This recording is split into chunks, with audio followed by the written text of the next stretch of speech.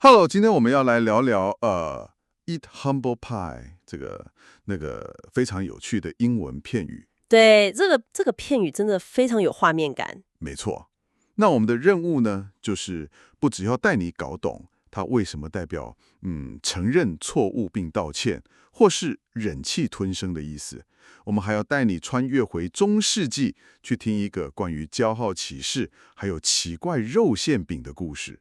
说到那个奇怪的肉馅饼，我们得先回到中世纪的宏伟城堡里，看看当时的人都吃些什么。哦，中世纪的阶级，好像很严格，对不对？没错，当时的饮食规矩其实非常分明，就是像猎人抓到鹿的时候，那个最鲜嫩肥美的鹿肉绝对是贵族的专利。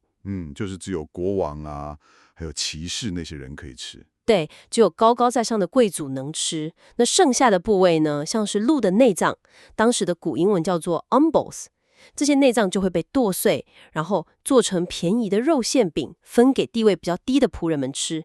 这个就叫做 umble pie。哇，听起来就是一个阶级分明的食物。那讲到这里哦，有一个超生动的故事哦。城堡里有一位叫雷基娜的骑士，他超级爱吹牛。有多爱吹牛？他有一次在皇家狩猎比赛前，居然大声嘲笑一个正在吃 humble pie 的年轻仆人汤姆。他还拍胸脯保证说自己一定能抓到最大的公鹿，不然的话，他宁愿去吃仆人吃的 humble pie。结果比赛一开始，这个雷基娜为了耍威风，骑着马在森林里横冲直撞。那个巨大的马蹄声反而把所有的动物全吓跑了，一只兔子都没抓到。真的超糗的。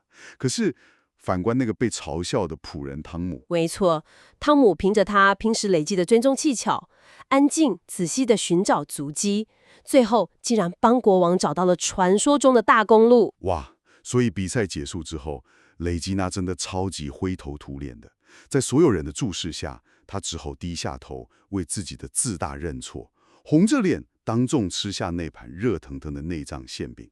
从那天起，他再也不敢吹牛了。不过最奇妙的是语言的演变，随着时间过去 umble 也就是内脏这个字的发音，听起来越来越像另一个英文单字 humble。就是我们背单字那个 humble，谦卑的、低微的那个字，对吧？没错，因为吃下这个派本身就带有一种被迫屈服、承认失败的感觉，所以大家就把这件事说成 eat humble pie，形容一个人因为太骄傲，最后失败，必须低头认错。原来如此，这就跟我们中文常说的低头认错，或者是忍辱负重很像。这边我也帮你补充一句很实用的金句 ：He had to eat humble pie after his prediction was wrong。意思是他的预测错误后，不得不低头认错。没错，下次如果你看到有人原本很铁齿，结果却大错特错，你就知道他准备要吞下这块隐形的谦卑派咯。这真很生动诶。那最后我也想丢一个有趣的问题给你。雷吉娜吃下内脏派，学会了谦虚。那你觉得在现代生活中，如果你要发明一个代表承认错误的新片语，你会选择吃什么食物来代表道歉呢？欢迎发挥你的创意，好好想一想哦。